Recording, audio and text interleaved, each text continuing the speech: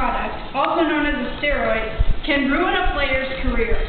Players are routinely tested and severely punished for the use of a steroid. However, rules about steroids in other areas of life, for example, the production of human food, do not have the same restrictions.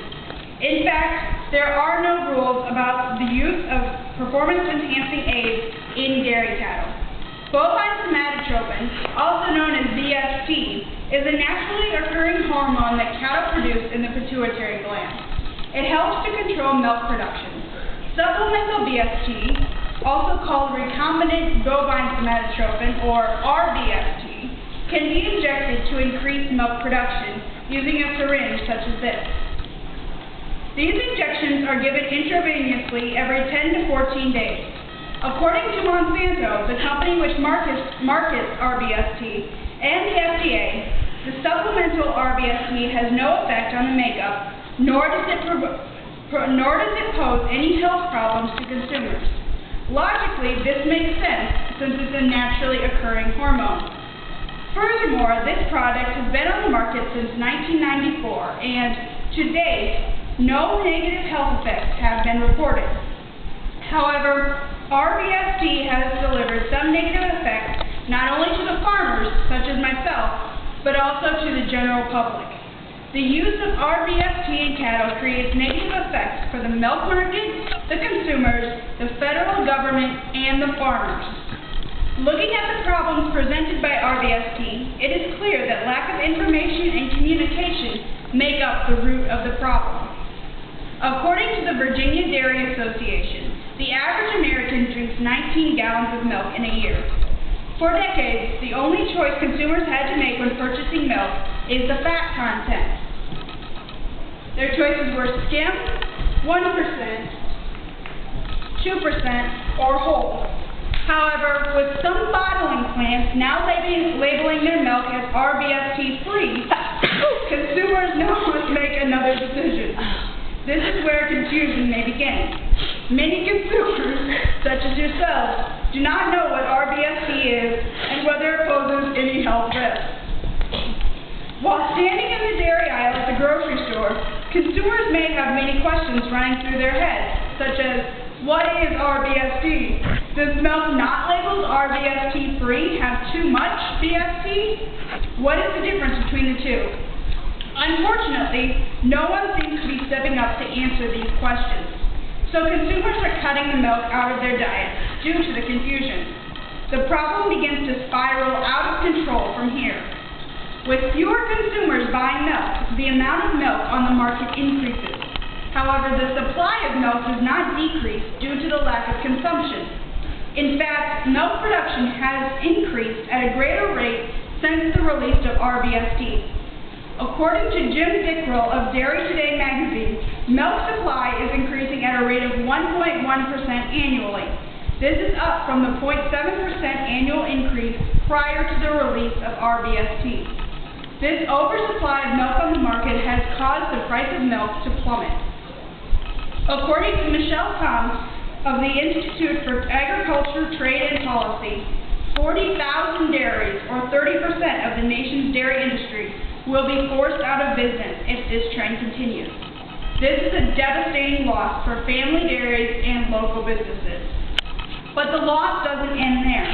The federal government purchases surplus milk if the price of milk falls below 9 cents per pound. This helps to stimulate the market and keeps the prices from continually falling. With the increased milk on the market and the decreased consumption, the federal government is spending more and more each year. With the current state of the economy, this is exceptionally unnecessary spending and is very preventable. The solution to this problem falls to you, the consumers.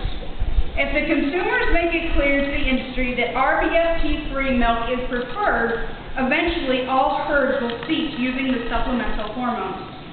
Currently, herds who do not give the injection receive bonuses on the milk check by the bottling companies. If there's demand for this type of milk or ice cream, like this labeled by Ben & Jerry's, which has a paragraph on how they use milk that is not treated from cows that are not treated with RBST. This will eventually make supplemental RBST obsolete, as it will not be profitable for farms to use the product. But consumers must resume strong milk consumption.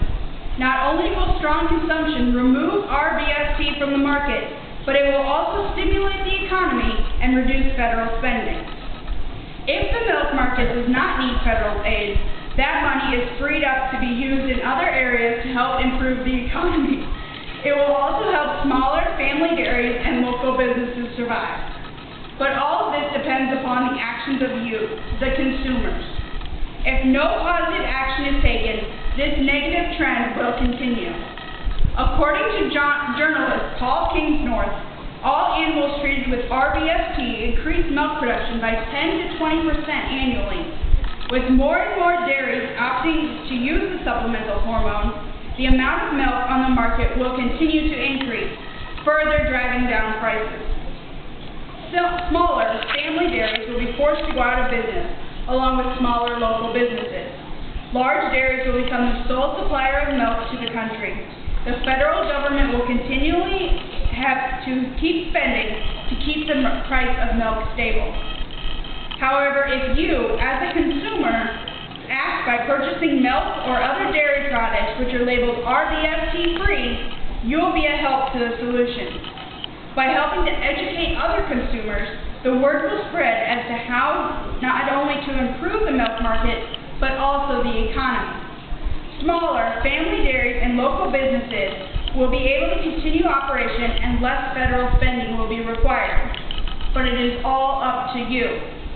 I am urging you, as a consumer, to make positive choices about your purchases. Without your support, the downward spiral of the milk industry will continue. It is vital that you support the family dairies and local businesses.